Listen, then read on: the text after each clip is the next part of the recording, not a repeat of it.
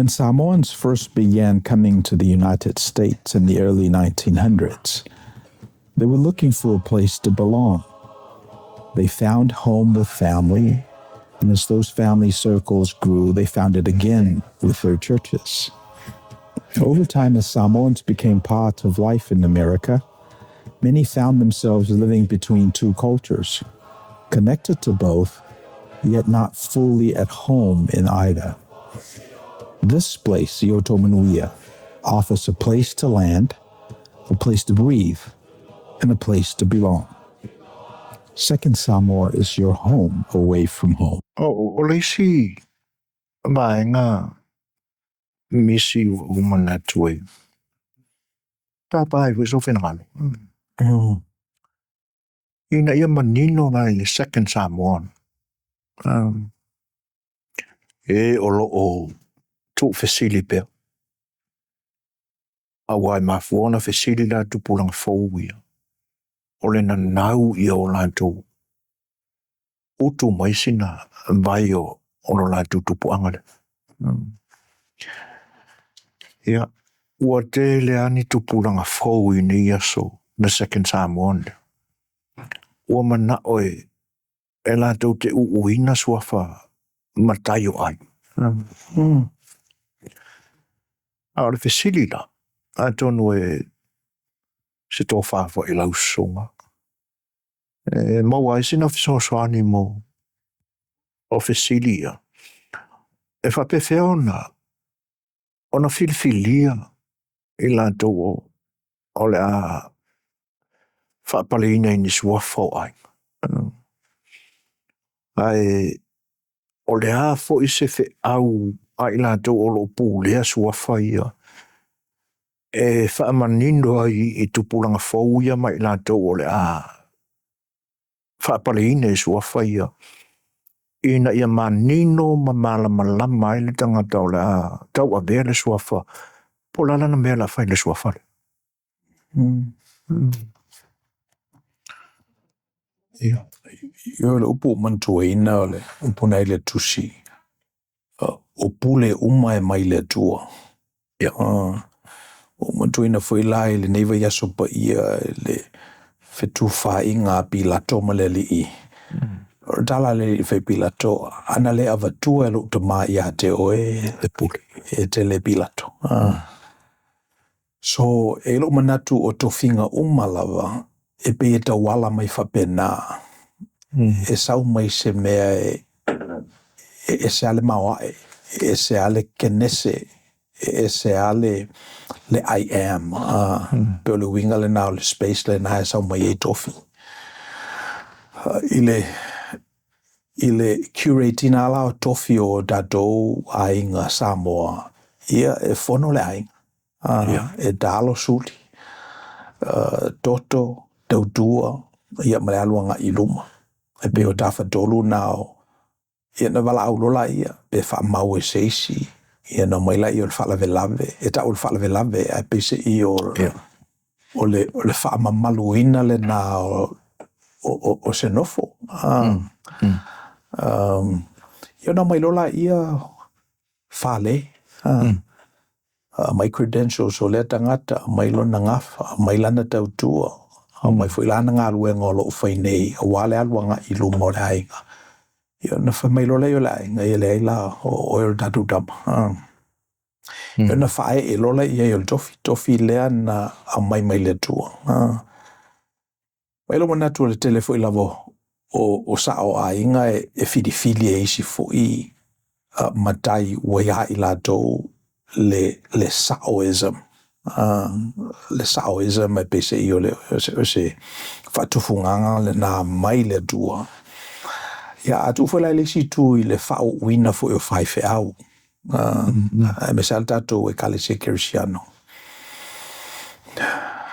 Olo o iai le whae e ina o lima. O ne whapea le manatu. O le ki le na ave Yesu i a Peteru. O le a wha wau mai pe le whae ina o lima o le ofa ngā ruenga. I se whaife au fo o le a ave i le tofi. So, e whapenale winga le ngatala ya tatou ia o papalangi foi. O tatou nuti mea whadasi e pe e ala lato prophetic succession. Te tawana wha wau pea ia le tu o lima I lungo o isi tangata o filfilia. Ia e pe o la na so seisi lava la e pale tofi. E lo manatu e whapenale au maia o le tofi il tangata. Filifili le ainga, manifesta le finangalo le tua. Fae e limo le aupa ia. Ia na whapeina leona o na so solo male. So o ia le tofi. Ia pe o la na mai tau I mea. Alo.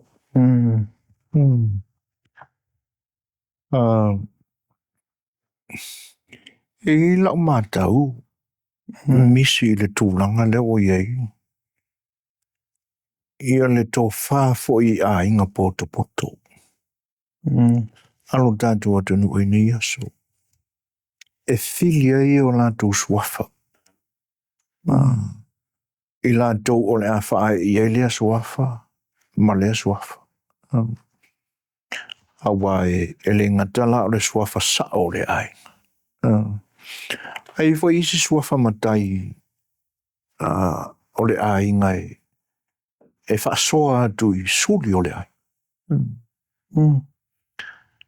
Awa e o le te le au ai ngā o le atunu u e iala tu swafa usoli. Te pewhala o lo ai ngai I sa napu.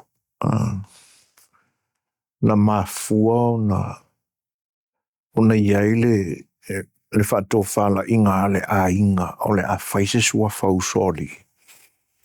Ina ua taumatua ina le sa iai le swafa le o le ai. O na ua matua la le soifua. O le o toi ngā whatia e luna malosi o na whatino na tiute e tusai o le swafa sa o le ai. O na whaasea ne loa le swafa na fili le ai. E ngalue. E pale mai ai e whautua ina ia. Ia le o le au I le ula ma fili le ai ngai tau a mea le. Na mawai le o le swafa usoli I o lo ai. I see. O le ngā luenga tausi o le ai. Le ngā tau swafa tula whale.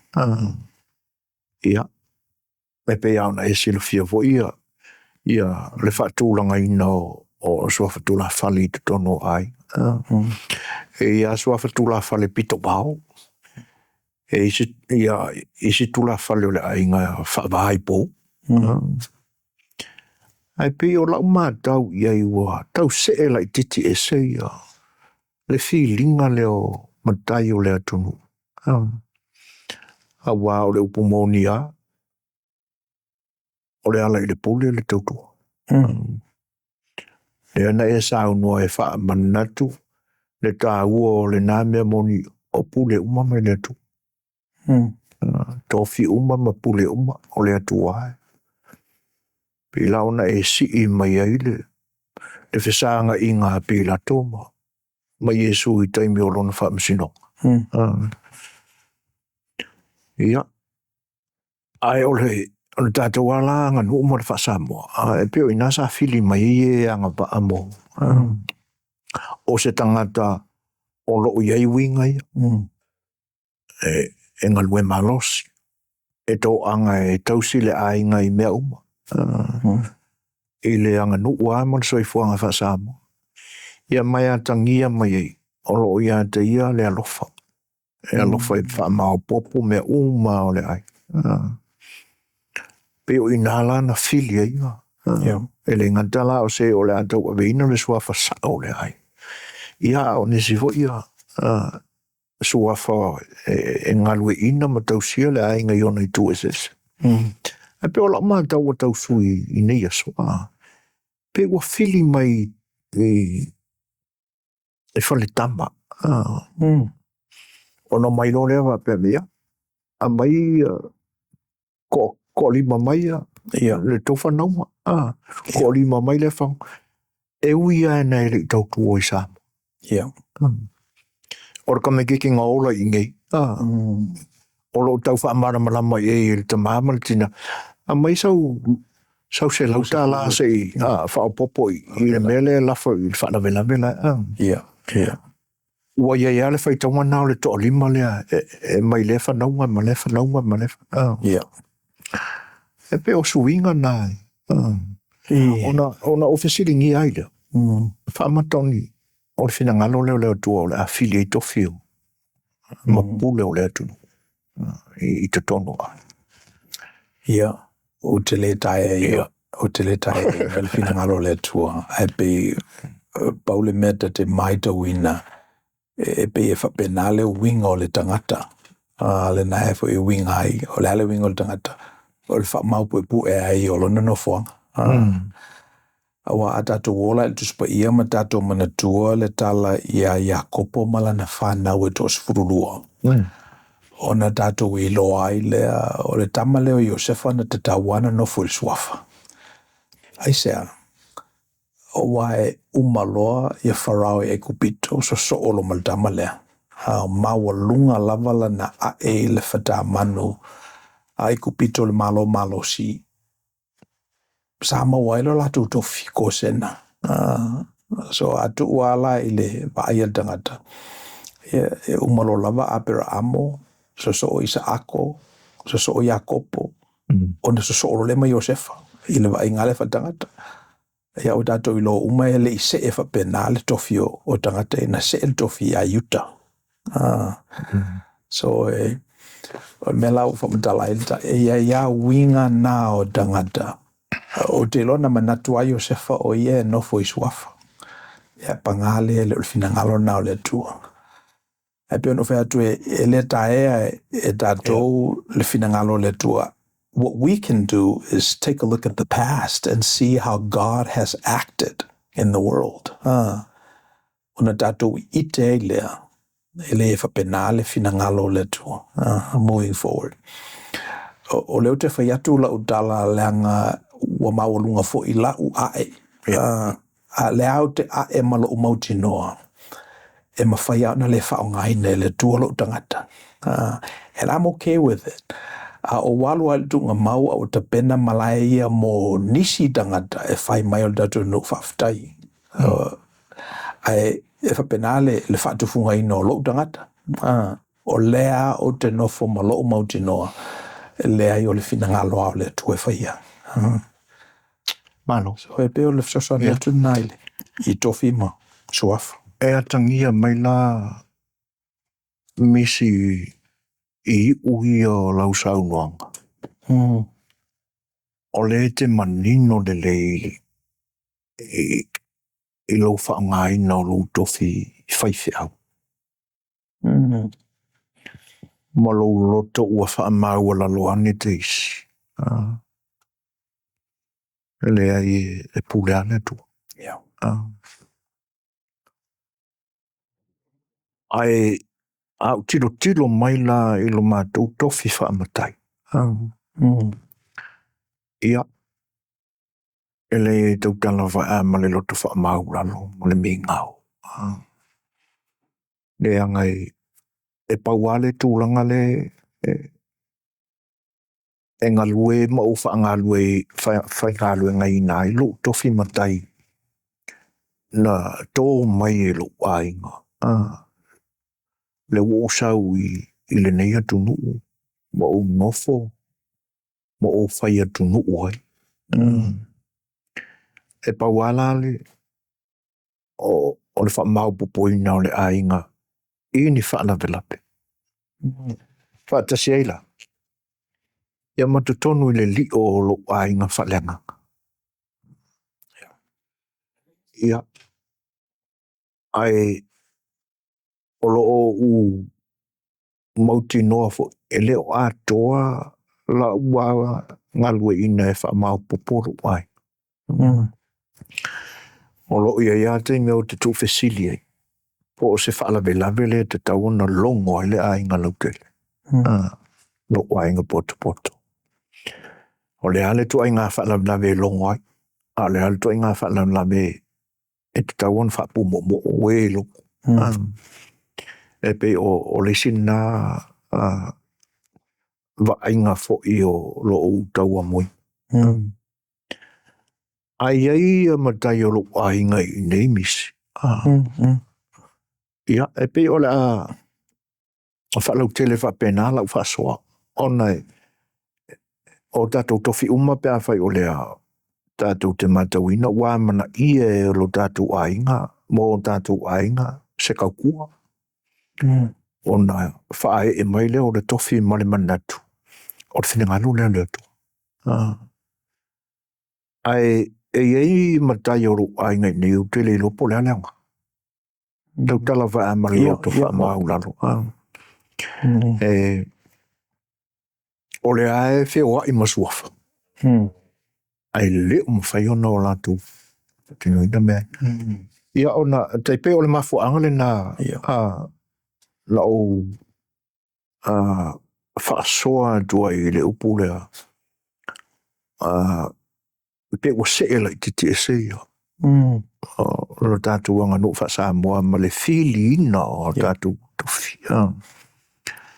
Ia wai. A whai o tofi uma mai le tua. E ka lo whai ngai uso lo tau a vea ia. Iesu a whai a. E pe ina na whaamane ne e ai ma.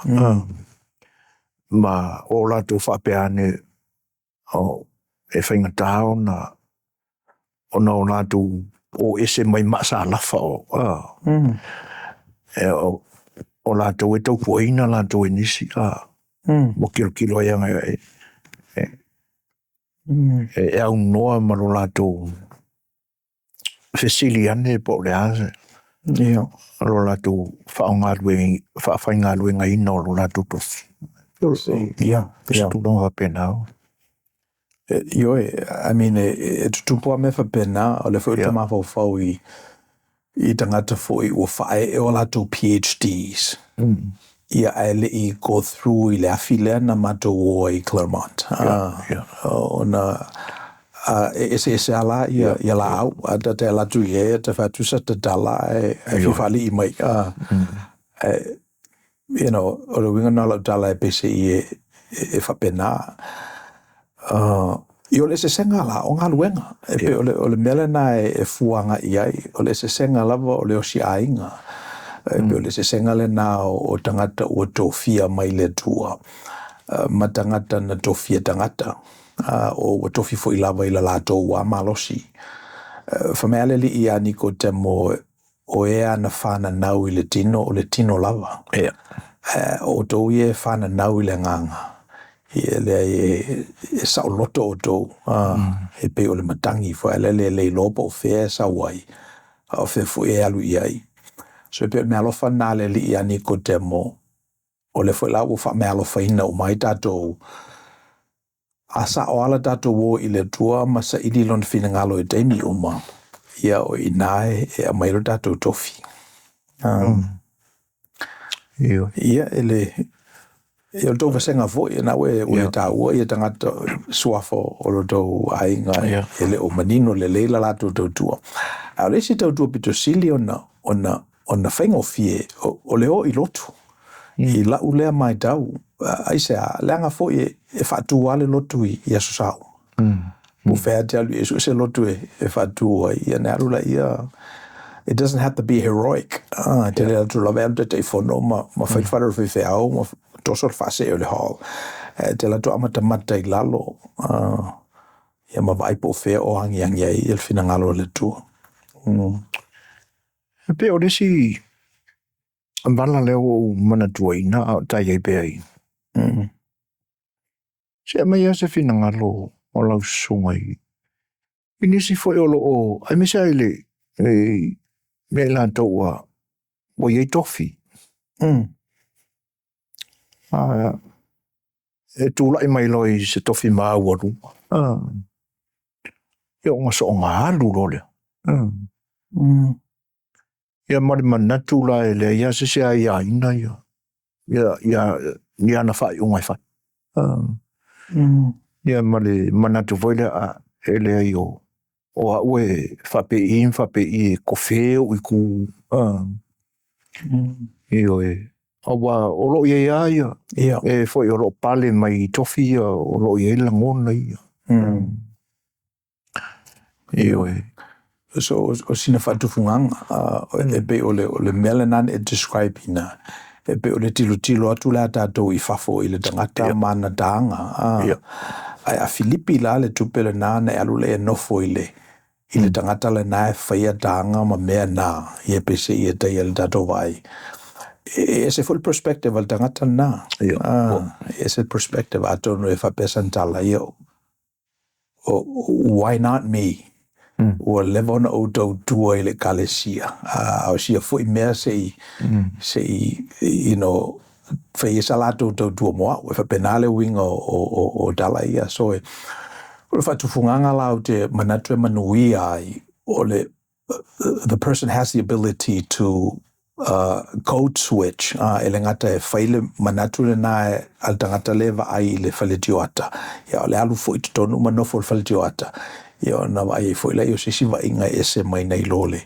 le meleva e toi Fafo wa e fai pela utala tato plestene lea e mawhaio na apalai uma iai me uma o manuia ai tangata matapuni ai le manuia at the same time o le alewing o le tala na you know o le o pomu nei la Iran io na tupu ai la I o le mele na o le feoa I a vaswau uma vaalo I o loa illustrative Hormuz io na manatu role o le ahalu e toe wha uma le tau la invade le island ia a bea o Vietnam a bea Vietnam so ole e tangata lai fia le mea Donald Trump le na whai Iran a double click la na e tanga ila ia I le No King's Day le whata o matunei ai le sto na I le na whaile tato family night mai e tolu afe se lau le au whai o rallies No King's Rally na whaile tunu ul nei maisi tu o le lalolangi so le wingo lo tala e bese I o whao so ina e tangata e whaile ngā ruenga lea ale o vaia I le tele o istangata o le ala o mauti noa e le tu le party a November le awa mata ia union of ia primary elections ma o le ala la Filipi e le Senate ma le House ia ona tutu ala ia na o ia so I think kuma mau te fo ile polo na le na tam foi e fa pula atu le taua le perspectivo ele ngata te tanga I fa pena I tangata ua pale tofi e pangale a pese I o sawa o ele loe la tole ia mal Filipina la le fale se I tanga I foi wata to tele loa po le ale le trauma na go through ele la tangata ia po le a foi sana fua I le you know au pule uma mai le tua o le a foi sana nga wina o le finangalo le tua malana mi o tonu fua I le tula I mai wa whaangala Donald Trump e whai mātātou test case on double click lo la ia ona tātou I loa ai le o le mālosi o tupe o Elon Musk len tu le ia Charlie Kirk I le youth vote ia J.D. Vance la na panga nana tu le ina lava le atunu ule nei le ua pale nei tangata ioi e fa penale wingo le tua e mawhaio na whaamaa le tua le loto farao ina ia owane I release tangata ia si wanga nā lava wa atoa mala se fulu pe fo na whaonga ina le tua tangata e peo Nebuchadnezzar I Babylonia sasa le whanaunga Israelu e lo manato lo whaonga ina fo le tua Donald Trump I teimi neo tatou ia e pawal tatou mea o le te talo mata I tu po whea yangi I elfina ngalo le tua ia and stay safe we have each other o le tā ua ia ja o le vaenga le ua mo ia le ta whaasoa e pe ona e sa unonisi a wai e le tāua o me tutupu. O te langona fo i o lo te le fo e se vaenga i tauna tilo ai o tātou tangata Samoa. I le anoa noa i o nei me tutupu mai le tamini. Ia. Ai pe o mana tu ai misia. Il temi fo i o manga lulu e masele o tuila epa whaafetai li o sua. I le au nanga al si fonga le tai a fau. Awai. Nei il temi na o ai la utala noa i le sa fai mapale mio o tātou atunu i sa. I o e ui na e le o se whailoa inga na tau pule le lei mai po se vai aso, pe lua vai aso. Fafo se i ala na whailoa inga. Na tanoanga. O le mafuanga fo le na o le mame o le teimi na tupu o le mea. E pe ele i ele tau nuu le lei ele. I se whai unga le lei le na tarno. I o e whaoso soina le isi tu.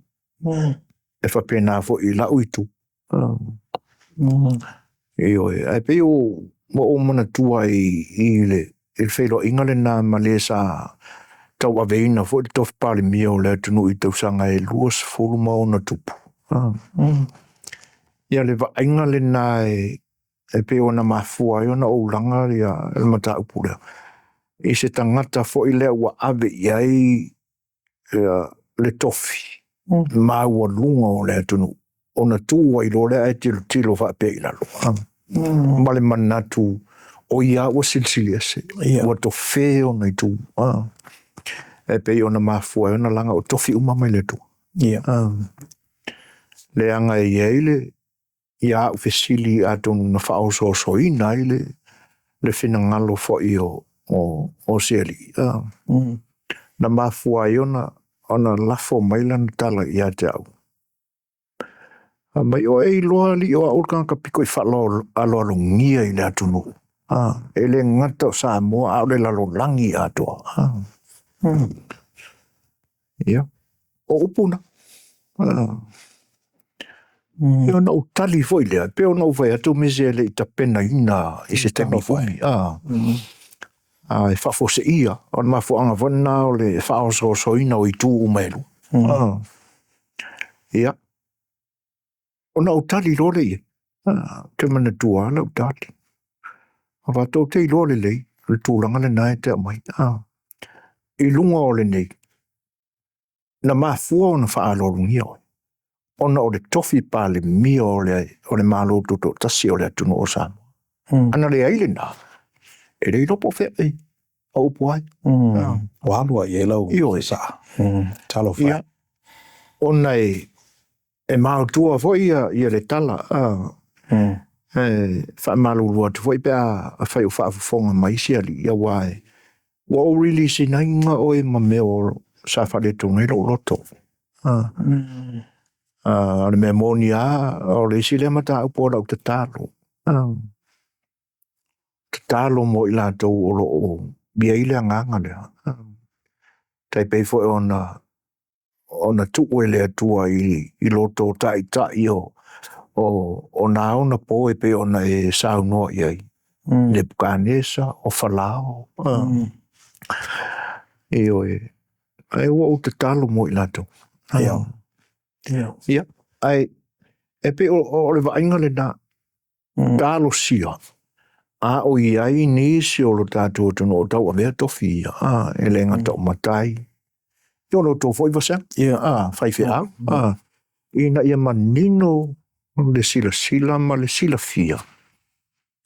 O la le roll fa mkai o lo e kawa. Fai fe au. Fai au. Insinia. Ina ia awang ia vea oi ma insinia voi mai le i sau tupe. E te whaamatiwai nā i le ana le tāwani. Ai leo le. Ia. E pe o umana tuana i vaenga na. Talofa. Ia i la tau lo se e pe ma sa la whaia ma whapea ni. E re i e to whea ai tu. Yo wape o le sin mea nā tātou te loa fo i au whaile ministry a le li. Elena o iel perfecta sa i elvai te mina. Yo e. Sa i fu istangata na whamau le i nei le atua o le mesia le i nei. So Elena o ia na whaile ngā ruenga. E pese o ia le ua sao mai le afi. Le ua whaambae i lunga ia le kalesia. Mua ia le whu tātou se e ai. So e pēno whai atu e le asesina te mamalama atu to il fina lalo le atua. E pawala tātou me whai ona o tātou e SACT e tātou e le teimi ma le no whoanga ia ma le matter. O le whaisa tātou whatuwhunganga, whaisa tātou te pena, whaisa tātou tautua. Velo sa tātou aso. Mai o le sile malae e mawhaiona ona ta pena i el whatuwhunganga wa e pēno whai atu i teime wa whano o le pokalama ne mo me pokalama o idea. E le o whaamatiwaina i tā ua pēa ave le upumoni i o pēa ave se whatuwhunganga i o pēa e se manu lauti ua maua mai o le ai e le ngatai maua e tā ua maua fo i latou. Ia ati le na vi ia swafa le tua. Ane. Mana tua lava le tosi. Yeah, whaftai. Thank you for spending time with us. If you found this content helpful, please like the video, share it with others, and subscribe to the channel so we can continue bringing these insights directly to you. Yo Manuia.